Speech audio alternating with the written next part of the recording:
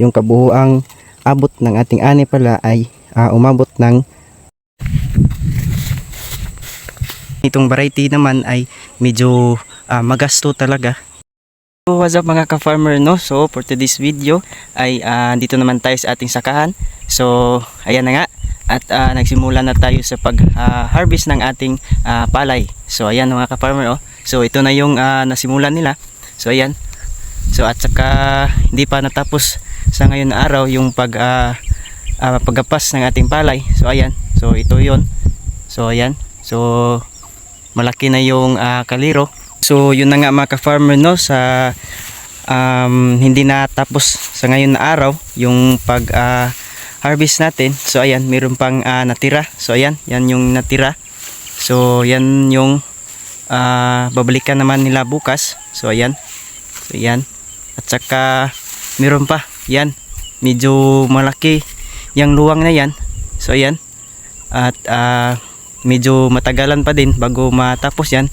So sa ganitong paraan, yung manual lang na pag-harvest ay medyo matatagalan talaga. So mga nasa 3 araw dala na yun sa pagbulhot. So ayun, at matapos tong ating pag-harvest. So ayan, yun, basta hindi lang umulan or basta maganda lang yung araw. So ayan, at estimate natin dito sa ating palayan ay matatapos ito sa loob ng 3 araw. So ayun na nga. Ito naman ay ito yung variety na 442 na palay natin. So ayan. So ganito yung tsura niya. So ayan. Yan yung 442 na variety. So ayan. Dito naman ay ito yung 322 din na variety. So ayan, oh. Yan yung forma niya. Medyo malaki pa din yung natira. So okay lang din.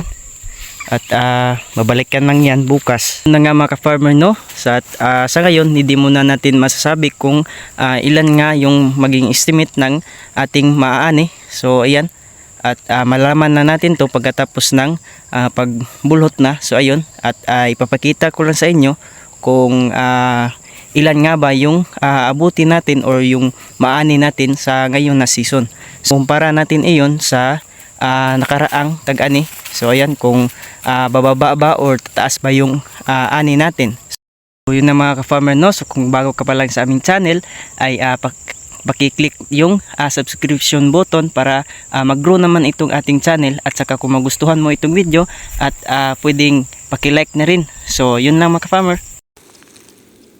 So ayan na nga mga ka-farmer, no. Ito na pala lahat yung ating naani. The way pala ay yung kabuuang abot ng ating ani pala ay umabot ng 94 kasako. So estimate natin dun sa bawat sako ay may 55 to 60 kilos bawat sako. So ayan.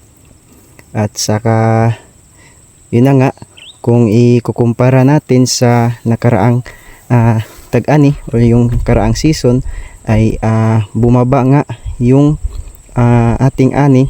Sabi ko nga doon sa unang video natin na na-upload, bumaba nga yung ating ani ngayon. So yun na nga, bumaba nga. So natin sa nakaraang ani natin ay yung nakaraang tag-ani ay yung nakaraang season ay umabot po tayo ng 103 kasako overall na yun.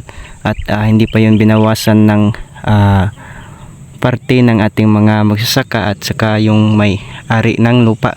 So ngayon naman ay umabot po tayo ng 94 kasako. So ayan, so ito yung ngayon at ito namang nakikita nyo ay yan na yung natira sa atin at binawasan na yan ng ating mga magsasaka. So ayan, yan na yun mga ka-farmer, no.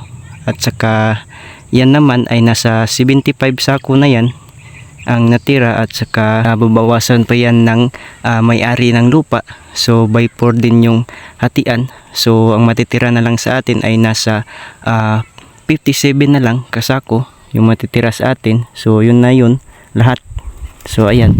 At sa mga makukuha naman sa parte sa may-ari ay mga nasa 18 kasako. So yun na, kasi nga by 4 yung hatian. So yun ang mga farmer, no.